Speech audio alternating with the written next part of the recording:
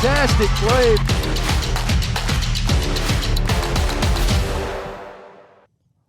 Welcome in, ladies and gentlemen, to the Magnolia Fields podcast from the Richard Schwartz and Associates studio. In case you haven't noticed, it's a little festive. I love it. Abby, our social media worker, has laid out this awesome Christmas studio. I think we're going to, maybe we roll this into the new year. I know it's a little tacky to keep Christmas lights up all year long, but I like this. If it looks good, it looks good. That's what I'm saying. It looks good. It looks good. If we don't keep everything up, we need to keep the snowman. The snowman is cool. It's like my little buddy. We got a little buddy riding with us. I don't know how much help good-looking snowman. I don't know how much help he's going to be during the show, but he's nice to have around. All-time vibes guy. All-time vibes guy.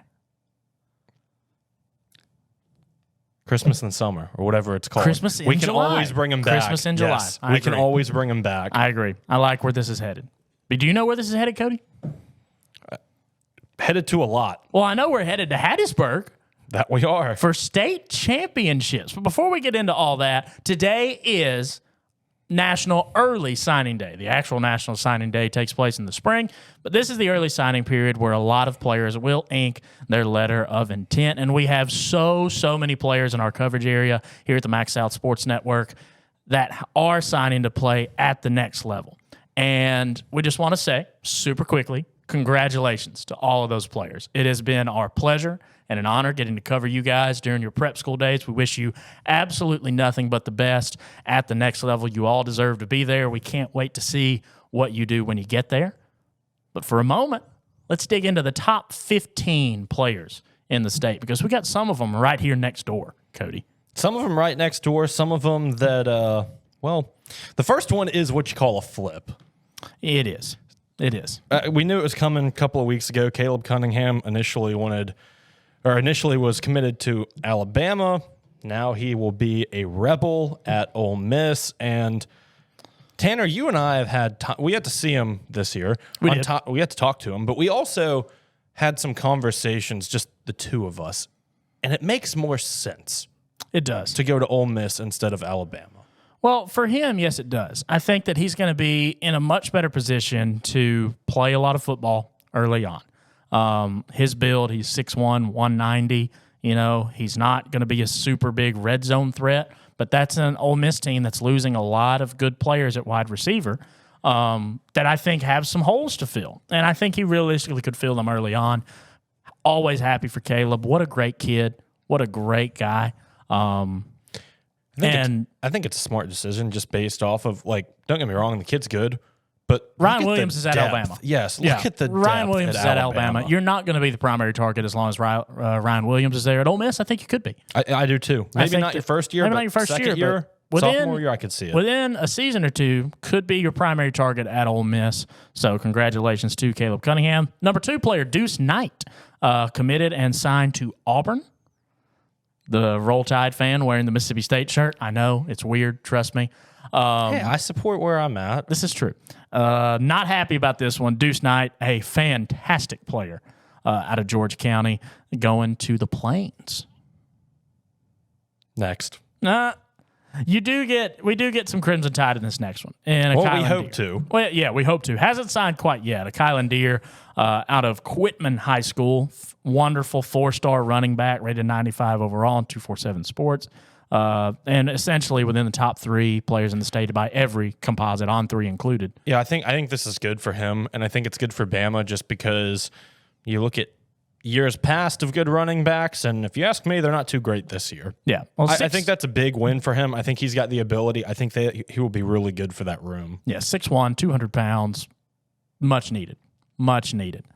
On into the 4th-ranked player, and these are according to 24/7's rankings, just the easiest to pull up offhand.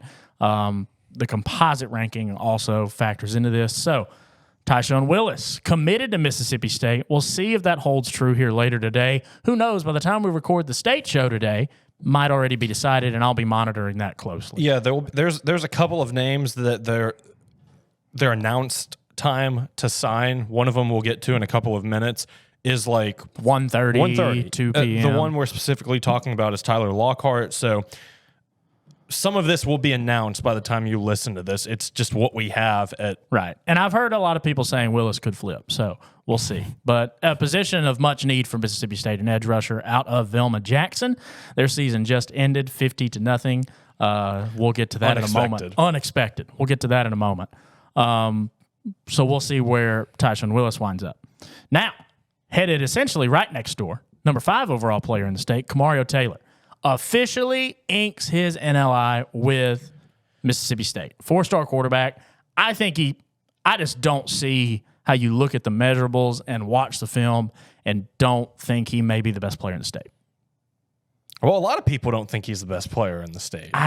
He is one of them. I think, I mean, obviously, at least quarterback-wise, goes down between him and Deuce Knight. It does. It does. And, I mean, Tanner, you always like to talk about Kamario Taylor's size. He's a big cat.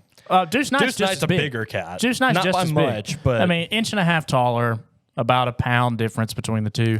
Two very similar players. Auburn and Mississippi State are both getting fantastic quarterbacks out of this cycle from here in Mississippi. Yeah, Kamario Taylor will be a big plus for Mississippi State just because of his size and his ability to do everything. Yeah, ranked as the 11th best quarterback in the country.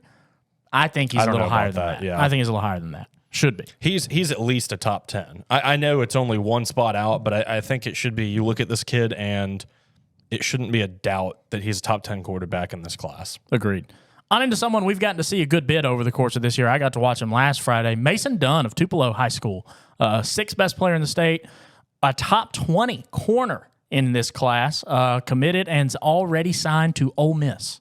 That's a big pickup for Ole Miss. That's a huge pickup for Ole Miss. And Bama was pushing on him late in this cycle. Trying to get him to flip. Big for Ole Miss to retain him. Absolutely a big win for Ole Miss at a position of need, and a guy that's got great measurables. 6'2.5", $180. By the time he steps on the field at Ole Miss, you're probably looking at maybe 190, 195 pounds, 6'2" corner. I think you don't find those every day. I think the best thing we saw from him all year was the Starkville game. I think he had 1 or 2 picks. Well, he had a cast. Yeah, he had a hard cast. Was still bringing in interceptions. Yeah, you don't got to worry about him dropping balls. No, fantastic talent, and Ole Miss is getting a good one there.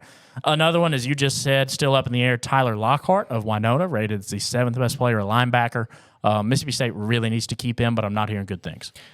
Good player, a lot of talent, something that Mississippi State desperately needs. Desperately. And I mean don't think it's going to happen. I don't either. Mario Nash Jr., who at one point was committed to Mississippi State, flipped to Florida State. Another position State needs, an interior offensive lineman, and that one's gone too, headed to Tallahassee. Isn't official or not Tallahassee. yet? Yeah, Florida State's in Tallahassee. Yes. Duh. It's weird, though, to me, because as we saw, Mississippi State did not have a good season. No. Florida State also had one of the most embarrassing seasons known to college football history, I mean, in Florida State history, for sure. You go from 13-0, then you lost by 60 to Georgia in a bowl game, and then you win, one game this year? 2 games? 2 games, yeah. Embarrassing season. It's odd to go from one to the other. Well, Mario Nash is going to try to be part of the solution. And he could have been part of could do that. Yeah, I think he could have been part of a big solution for Mississippi State, and they missed big time on that one. Another one, number 9, and we're going to close out for the moment and take a break after we get to 10. But number 9, Tyler Miller, headed down to Baton Rouge, another offensive tackle, in-state prospect, one of the top 25 tackles in the country. Both in-state schools missing out on him. Never a good sign. No. My curiosity, though, I wonder for some of, at least for Mississippi State, just because of where we're at least you and I are, they're losing a couple of guys. How many can they flip? State? Yeah. Not going to flip many. That's my concern. Not going to flip many. And then I think that plays into the portal woes, which we'll get into on the State show very much today.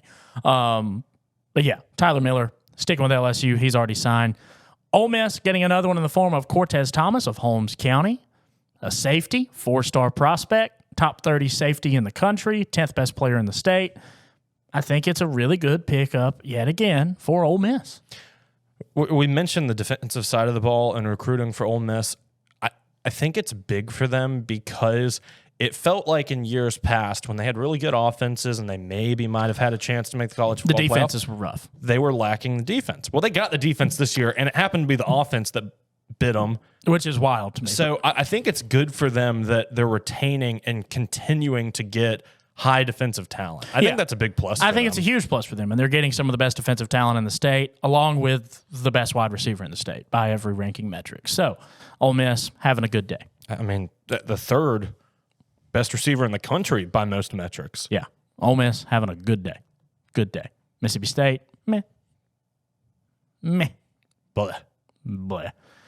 We'll be back here in just a moment. We're going to round out this top 15 in the state of Mississippi. Don't go anywhere here from the Magnolia Fields podcast in the Richard Schwartz and Associates studios. We'll be right back.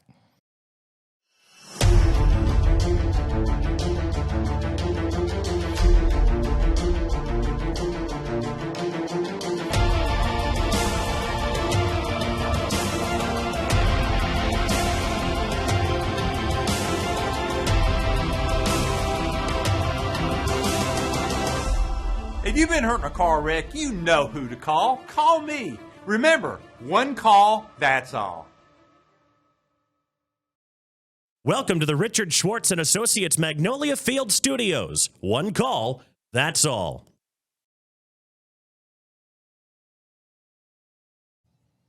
Back here from the Richard Schwartz and Associates studios, rounding out our top 15 list of in-state players that are committed to play at the next level and signing today. Straight into number 11, Andrew Maddox, defensive lineman out of Oak Grove High School down in Hattiesburg. Committed to Ole Miss, has not signed just yet. Again, another solid defensive prospect for these Rebels. Good for them. I know, right? I mean, it's. You mentioned it before. Does it feel like the script, in a sense, is kind of flipped? You remember a couple years ago, Mississippi State defense, and they got some good offensive talent this year, but now it feels like it's flipped a little bit. Well, and the two schools will always do that and have always done that. They may be but it was heavy in the past years that Ole Miss was an offensive school and Mississippi State was that defensive in the past school. years that we remember, yes. But if we go back before the last 10 years, you can argue it flipped. I mean, there's always going to be a rubber banding kind of effect there. But on into number 12, Ole Miss getting yet another defensive prospect here in Jacoby Hobson of Lake Cormorant. Now, this is where we get into the three-star players here in Mississippi, but he's a fringe three-star, rated an 89 according to a lot of metrics. That means he's kind of a high 3, low 4-star player. Committed to Ole Miss, going to try to help out their linebacker core. Big get for them. A lot of these defensive players we're looking at least for Ole Miss, that have not inked yet as of 11 a.m. I did a little look real quick. Auburn is still in the battle with some of these players. Oh, yeah. Hugh Freeze is going to pull something on at least one of them. Yeah, I mean, Ole Miss probably loses one or two to a flip. State already lost Savion Hardy to a flip, an in-state JUCO product from East Mississippi. So flips are going to happen. On into 13, and this is one I think State should have pushed harder on. Kevin Otis, little brother of Jaheim Otis, who went to play for Alabama and is now in the transfer portal, committed to Arkansas. Defensive lineman, great measurable, 6'2", 295 out of Hattiesburg. A prospect that really hurts to lose if you're Mississippi State. You're not able to keep a 3-star defensive lineman that you've offered and that you've shown interest to in the state. You said it. I was going to say keeping it in the state. I think that's the key. If you lose it to Ole Miss, that's one thing, but losing it out of state, I feel, is different. It's something that needs to stay at home. And keeping with that theme, Arkansas, Reginald Vaughn out of Hartfield Academy already inked his NLI, another defensive lineman that at a position of need for Mississippi State, who is an in-state product down in Madison, only a few hours away from the campus, commits and signs to Arkansas. Tough look. Yeah, it's. We look at in-state at least. Ole Miss is definitely going to win the recruiting battle. Yeah, but State has got to find something. And luckily enough, we do live in an era with the transfer portal. We'll talk again more about that on the State Show. We'll see. Kinsey West rounding out our top 15.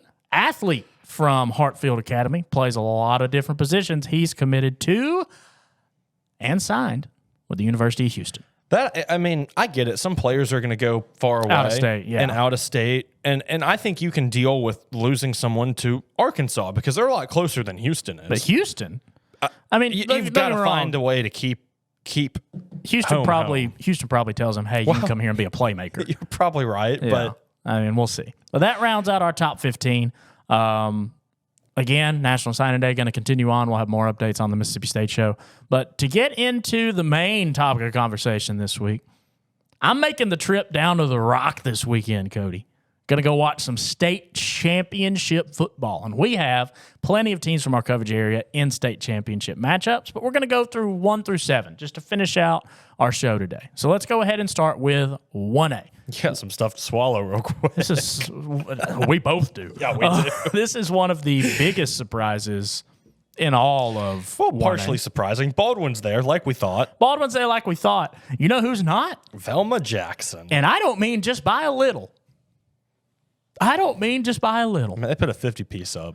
According to the MHSAA website, 50-0 Simmons over Velma. Oh, my goodness. Wild. Baldwin, I'm sorry. I don't know how it happens. Maybe Yeah, by Baldwin that pulls metric, something out. Maybe Baldwin pulls something out. And I, look, as someone who lives in the North and grew up pretty close to Baldwin, I hope they do. Holy cow. Simmons just does not let anybody score. Simmons is averaging about, I think, 40 points a game in the playoffs. They scored 58 in round 1, 46 in round 2, only 22 to Lumberton in round 3, but then 50-0 against Velma Jackson. I think that averages to about 40 a game. I mean, just insane. Who's your pick there? I'm gonna stay. You're staying with the North, going Baldwin? Yeah, I'm gonna stay at home. We're gonna give Baldwin was fun to watch. It's going to be tough. It's It by is gonna far, be I mean, tough. as it should be. It's state championship game. Toughest game of the year for them by far. You mentioned Simmons doesn't allow a lot of points. What I will say is Neither does Baldwin. Baldwin doesn't either, but they No. also have a playmaker. They do. Dylan Johnson is a playmaker, and they've got a running back stable with Ethan Johnson and Darrell Robinson. We got to talk to him. Got to give him a sweet potato pie at Vardaman. It was super cool. It's a very good Baldwin team. I think it could be a very good game. Simmons is going to be tough, though. It's going to be tough. It may be one of the best games of the entire tournament. I think it's going to come down to which offense can score the most points. Yeah, I'd agree with that. On into 2A. Charleston, who beat Calhoun City to advance to the North Half round and then beat Northside in North Half, going to take on Heidelberg. I'm sticking with Charleston. I am too. I feel like it's. I know am they're too. the 1 seed, but it just doesn't feel like they should have gotten past Calhoun City. It kind of feels like an underdog to me. I mean, yeah. I mean, it's a battle of 2 1 seeds as it typically is at this point. But yeah, I'm going to pick Charleston in this one and stick with the North. It's going to be fun. It's going to be fun. I'm excited for that one. I'm excited for that one, but you and I both know what's going down in 3A. Oh my goodness. And I can't go Thursday night because we have a night class that we have to present a final presentation in, and I am morbidly upset by it. Because Makes me I'm going to miss this game. Choctaw County, Noxubee County, for all the marbles, 3A state title game, Kamario Taylor versus Caleb Cunningham, Jaden Taylor versus the rest of that Choctaw County defensive backfield. KJ Cork, who's a fantastic quarterback in his own right, going to get to showcase some of his QB skills against Kamario Taylor's team. Who wins? You might see 700 total yards of offense. Who wins? Because on one hand, Choctaw County has players that you can tackle, right? There's just a lot of really, really, really good players on this Choctaw County team.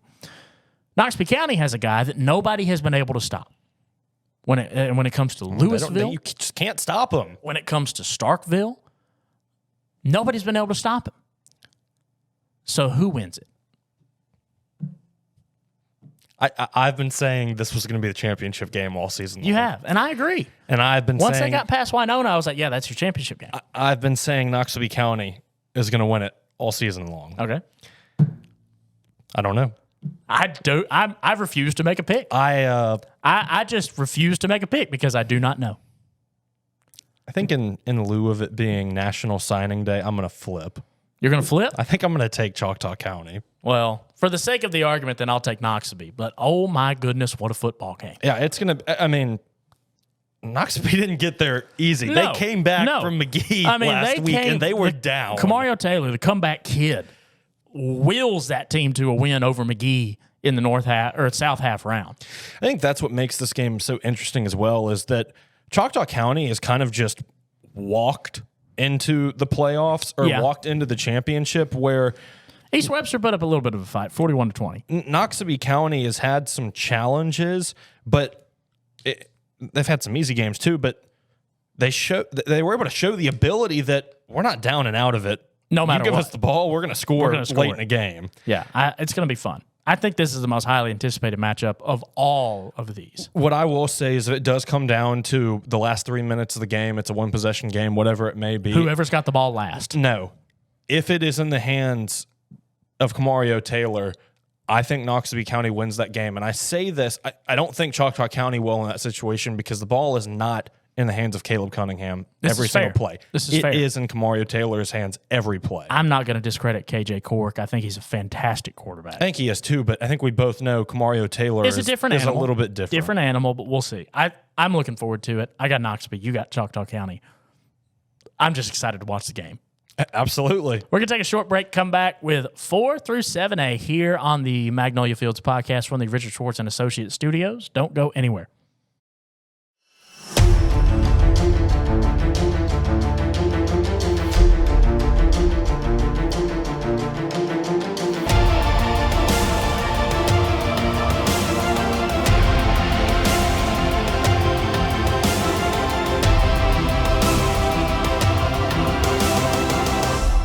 If you've been hurt in a car wreck, you know who to call. Call me. Remember, one call, that's all.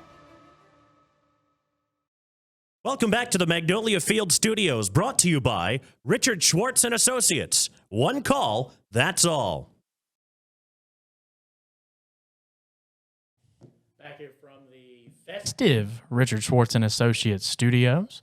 Tanner Marlar alongside Cody Blaszczak and the Magnolia Fields podcast, going over our 1 through 7A state championship matchups. And in 4A, you congratulated them on the win last week. Yeah, I was going to say, are we going to do this again? Might as well. We got to keep with the tradition.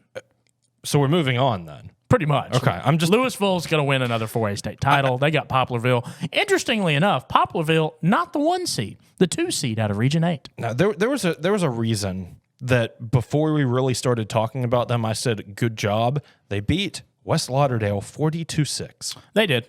And again. And people were saying on the TikTok, oh, y'all sleeping on West Lauderdale. Y'all lost 40-6.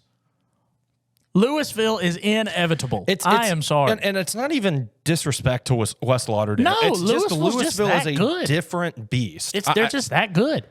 It's West Lauderdale is a mighty fine 4A football team. Yes. But it's very similar to what we see now in the NFL with the Kansas City Chiefs. It's not against any other teams. It's just they happen to be that good. They happen to be that good. And at their best when they need to be, and that's Louisville right now. I think Louisville beats Poplarville, cruises to another state title. Yes, as I said last week, congratulations. Good job. You have another state championship. We'll talk about it again next week and congratulate you again. Congratulate you again. Another team that is inevitable, West Point. Rewind. Rewinding. Do you know how many points Louisville has allowed in the playoffs through 4 games? Probably like 4. 20. Yeah. My Lord. And they've scored. Well, 6 of those were against West Lauderdale. Well, correct. I think they've scored close to 150, if not more. They're putting My up numbers. Lord.